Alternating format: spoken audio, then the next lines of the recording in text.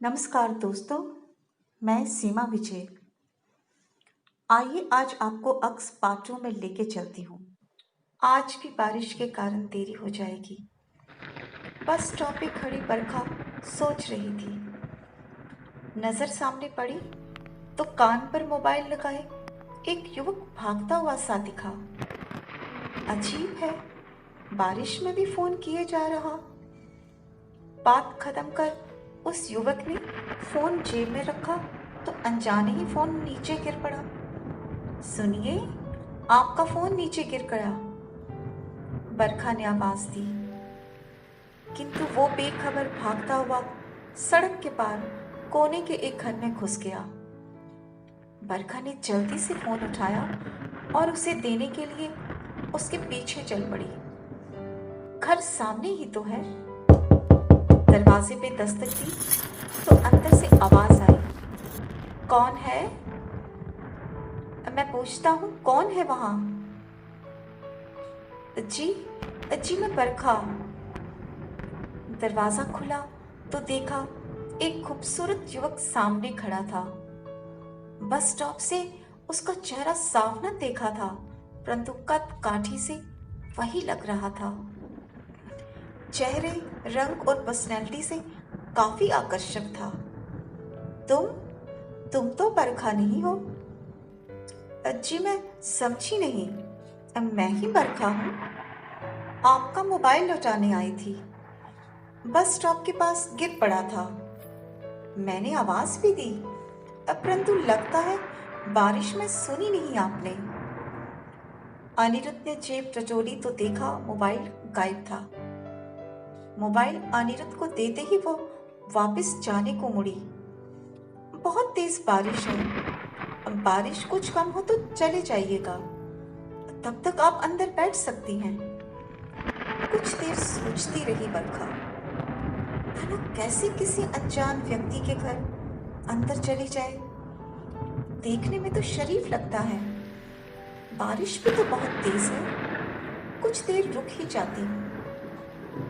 अनिरुद्ध ने पास पड़ी कुर्सी की ओर बैठने के लिए इशारा किया। घर के बाकी लोग नहीं दिख रहे, अकेले रहते हैं क्या? कल तक था कोई मेरे साथ, अब खो दिया उसे मैंने, हमेशा के लिए। कल तक साथ और अब खो दिया, ऐसा क्या हुआ? तभी बरखा की नजर सामने खुली खिड़की पे पड़ी। अरे, ये खिड़की क्यों खुली रखी है? देखो तो, सारा पानी अंदर आ रहा, इसे बंद क्यों नहीं करते? जानता, इस बारिश में ही तो ढूंढ रहा हूं, शायद लौट आए। किसे खोया है आपने? दरवाजा खोलते ही किसी बरखा का पूछ रहे थे आप। क्या उसी को खोज रहे हैं? कहाँ रहती है वो? अनिरुद्ध सामने दीवार की ओर देखते हुए बोला, इसी दीवार पे रहती थी कल तक। एक अक्स से दिल लगा बैठा था। एक अक्स से मोहब्बत? Very interesting. बताइए तो, आखिर क्या है ये किस्सा? सामने दीवार की ओर देखते हुए अनिरुद्ध ने अपना और उसकी बरखा का पूरा किस्सा सुनाया। कुछ अजीब तो है, किंतु इंसान की कल्पना की कोई सीमा नहीं होती। और हाँ, संभव है अगली बरसात की रात वो आपसे फिर आ मिले। ऐसा हो सकता है क्या? हाँ, क्यों नहीं, हो भी सकता है। तो फिर ठीक है, उस बारिश के दिन का इंतजार रहेगा। आइएगा बारिश वाले दिन पता करने। कुछ पल सोचने के बाद बरखा ने हामी भरी।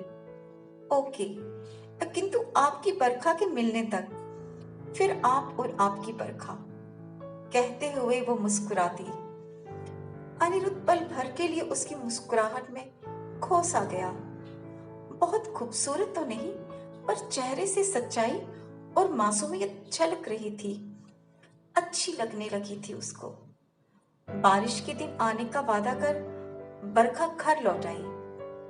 बरसात का मौसम था, हर दूसरे दिन बारिश होती और बरखा कुछ वक्त अनिरुद्ध के साथ गुजारती। दोनों में अब अच्छी दोस्ती हो चली थी। काफी दिन इसी इंतजार में निकल गए, किंतु खाली दीवार अब भी खाली ही नजर आती। धीरे धीरे दोनों एक दूसरे के करीब आते चले गए और दीवार की बरखा का अक्स दीवार की तरह उनके दिल में भी फीका पड़ता चला गया। उस रोज बारिश भी बहुत तेज बरस रही थी। दीवार पर फिर से कुछ आड़ी तिरछी रेखाएं बनना शुरू हुई। देखते ही देखते एक अक्स ने आकार लेना शुरू किया। दोनों दिल थामे उस अक्स को आकार लेता देख रहे थे। न जाने क्यों आज दोनों का मन दीवार पर कम और एक दूसरे के चेहरों के बदलते भावों पर अधिक था। अगर ये अक्स पूरा हो गया तो क्या अनिरुद्ध को मेरी जरूरत ना रहेगी? आखिर उसकी अपनी बरखा जो लौट आएगी। और अनिरुद्ध, वो तो समझ ही न पा रहा था खुशी जाहिर करे या गम। क्या वो सच में चाहता है बरखा का अक्स पूरा हो? किंतु ये क्या, बारिश तो रुक गई। दीवार पर अधूरे अक्स में से दो उदास आंखें उन दोनों को देख रही थी। अक्सर अब दोनों उस अक्स को आकार लेता देखते। न जाने क्यों बरखा को उस अक्स में एक युवक का चेहरा और अनिरुद्ध को युवती का चेहरा दिखता। बहुत दिन हो चले, किंतु अक्स पूरा ना हुआ। बरसात का मौसम भी अब खत्म होने को था। बारिश भी कम ही होती। धीरे धीरे दीवार पर उभरा अक्स फीका पड़ना शुरू हो गया। जितना अक्स फीका पड़ता जा रहा था, उतना ही अनिरुद्ध और बरखा का संबंध गहरा। आज फिर बहुत दिनों बाद बारिश का दिन था। अब बरखा अनिरुद्ध का इंतजार उसके घर के बाहर कर रही थी। दरवाजे पे लॉक लगा था। मोबाइल भी कुछ दिनों से स्विच ऑफ था। अनिरुद्ध से न मिले काफी दिन हो चले थे। वो मिस करने लगी थी उसे। कहीं मैं जाने तो नहीं लगी? शायद हाँ। अब की बार मिले तो दिल की बात कह दूंगी। 15 दिन यूं ही गुजर गए। कल रात फिर से बहुत बारिश हुई। आज बरखा कुछ उदास सी थी। इतने दिनों से अनिरुद्ध का पता ही ना था। आखिर कहाँ होगा? अनिरुद्ध के घर के पास से गुजरी तो देखा घर का दरवाजा खुला था और एक युवक मोबाइल पर किसी से बात कर रहा था। बरखा को देखते ही उसने मोबाइल बंद किया और पूछा, कहिए। जी मैं बरखा, अनिरुद्ध की दोस्त। काफी दिनों से अनिरुद्ध को नहीं देखा। उदासी भरे स्वर में वो बोला, तो आप हैं बरखा? भैया अक्सर फोन पर आपकी बात किया करते थे। थे से आपका क्या मतलब? आप नहीं जानती। 15 दिन पहले अब भैया का एक एक्सीडेंट में भैया की गाड़ी तो खाई से मिली, किंतु भैया शायद नदी के पानी में। बरखा को अपने कानों विश्वास ही ना हो रहा था। नहीं, ऐसा नहीं हो सकता। अनिरुद्ध यूं नहीं जा सकता। कांपती कदमों से वो पास पड़ी कुर्सी पे बैठ गई।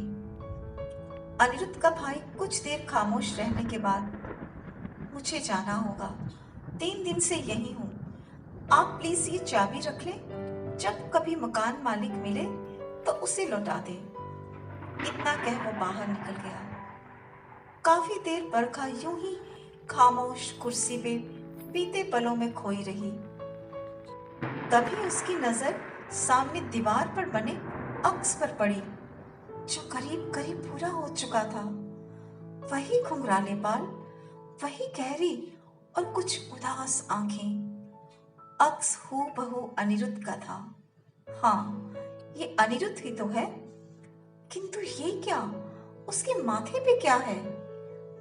माथे की जगह से दीवार का प्लास्टर उखड़ा हुआ था और लाल ईंट अंदर से झांक रही थी, मानो लाल रंग का लहू बह रहा हो। तो क्या अनिरुद्ध जिंदा है? केवल माथे पे एक जख्म ही तो है। माथे का जख्म भरते ही वो मुझसे मिलने आएगा। अब हर रोज बरखा उस जख्म के भरने का इंतजार करती। कुछ पल उस कमरे में गुजारती। कभी तो ये जख्म भरेगा, कभी तो अनिरुद्ध उसके सामने होगा, कभी तो उसका इंतजार खत्म होगा।